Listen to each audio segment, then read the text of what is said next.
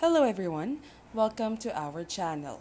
For today's video, I will be going through a step-by-step process on how to cut a pipe.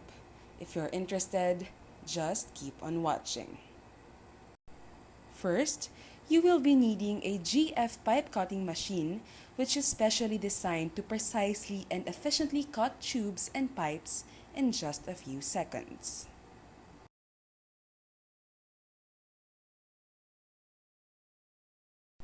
Once you have this, we proceed with burying the pipe using a file. This step is needed to ensure that the edges of the pipe is neat and smooth. What you have to do is simply take out the inside burrs or rough surface by using the rounded edge of the file and the burrs on the outside of the pipe using the flat part of the file.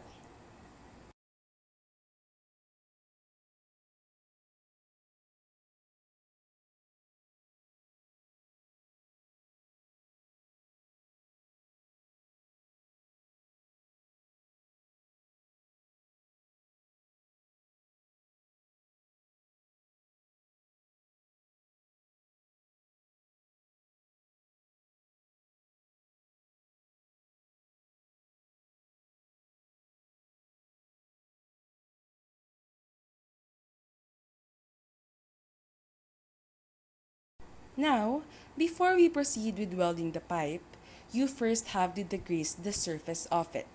As you will see in the video, you just have to put the formula on a clean cloth, then use it to wipe all the surface area of the pipe.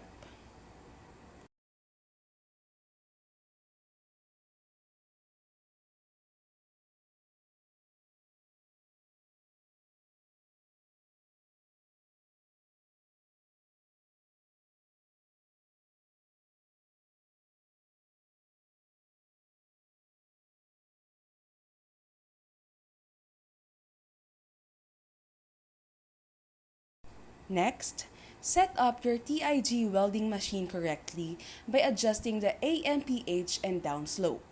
In my case, I use 100 AMPH and 0.00 downslope, and you can do the same thing.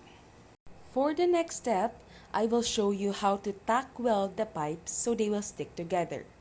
Just put one pipe on top of the other and use a spot welding gun all around the two pipes. Also, make sure to use proper protective gear to ensure that your face, hands, and eyes are protected.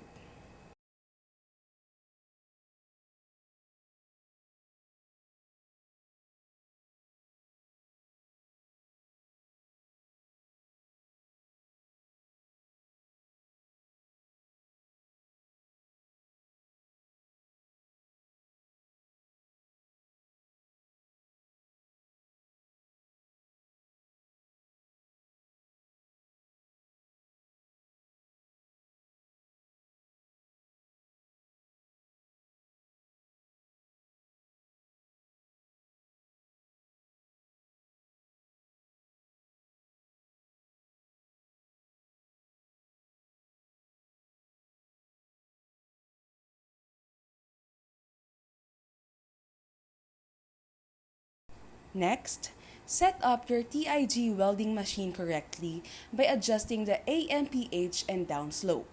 In my case, I use 100 AMPH and 0.00 downslope, and you can do the same thing. After this, you should proceed to putting backing gas inside the pipe, which is done to protect the underside of the weld and the adjacent metal surfaces from oxidation once the process of welding starts. Here, as you can see, is the process of backing the gas.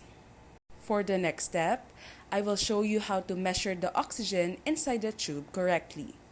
Here, I am using a weld purge monitor to measure the oxygen level inside the pipe.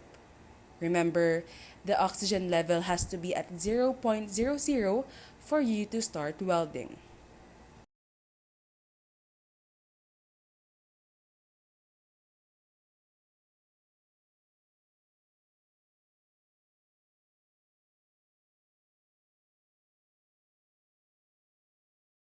Now, this is how you set up the TIG welding machine correctly.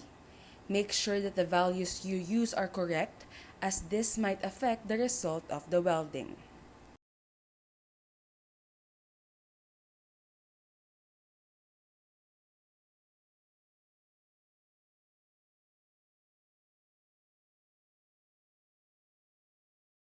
And for the main part of the video, here is how you weld the pipe. I am using here the walking the cup technique, which is commonly used because it protects the hands and fingers from going in contact with the hot metal, and it also allows an even rate of progression. I'm using here a 1.66mm filler wire that is 316 LSI, and the material used is a 4 inches stainless steel 316. Once you have done all the steps, here is how the welded pipe should look like.